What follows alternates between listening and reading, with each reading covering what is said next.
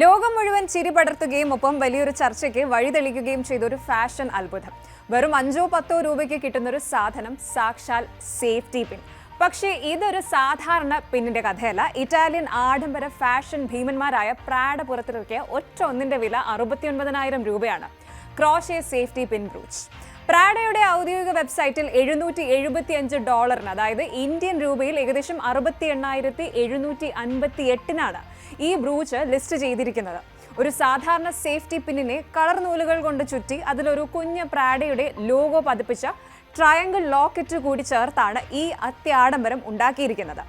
നിത്യജീവിതത്തിലെ ഒരു അത്യാവശ്യ ഘടകമായ സേഫ്റ്റി പിന്നിന് ഒരു മികച്ച സ്മാർട്ട് ഫോണിനേക്കാൾ വിലയിട്ട ഈ നീക്കം സോഷ്യൽ മീഡിയയിൽ ഇപ്പോൾ തകൃതിയായി ചർച്ച ചെയ്യപ്പെടുകയാണ്. എന്നാലും ഈ വിഷയത്തിൽ ഏറ്റവും കൂടുതൽ രോഷം പ്രകടിപ്പിച്ചത് ആരാണെന്നോ? കൈത്തൊഴിൽ വൈദഗ്ധ്യമുള്ള, പ്രത്യേകിച്ച് ക്രോഷേ ചെയ്യുന്നവരും നെയ്ത്തുകാരുമാണ്.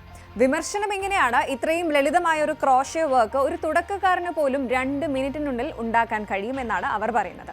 ഇനി നിരവധി പേർ സ്വന്തമായി സമാനമായ സേഫ്റ്റി പിന്നുകൾ ഉണ്ടാക്കി ഇതാണ് 5 രൂപയുടെ പ്രാഡ പിൻ എന്ന് പറഞ്ഞ് വീഡിയോകൾ പോസ്റ്റ് ചെയ്ത് ബ്രാൻഡിനെ പരക്കെ കളിയാക്കുന്നുമുണ്ട്.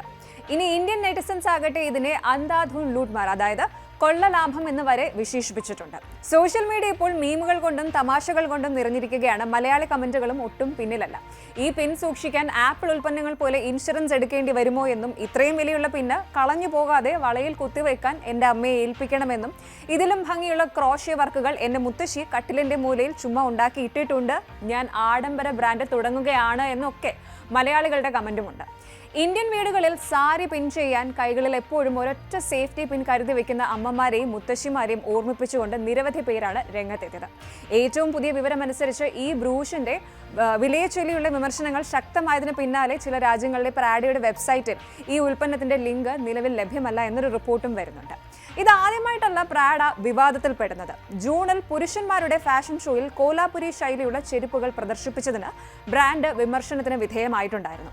മതിയായ അംഗീകാരമില്ലാതെ ഇന്ത്യൻ കരകൗശല വൈദഗ്ധ്യം സ്വന്തമാക്കിയെന്നായിരുന്നു ആരോപണം. എന്തായാലും പിന്നാലെ പ്രതിഷേധങ്ങളെ തുടർന്ന് പരമ്പരാഗത ഇന്ത്യൻ പാദരക്ഷകളുടെ പൈതൃകത്തെ അംഗീകരിച്ചുകൊണ്ട് പ്രാഡ ഒരു വിശദീകരണവും നൽകി.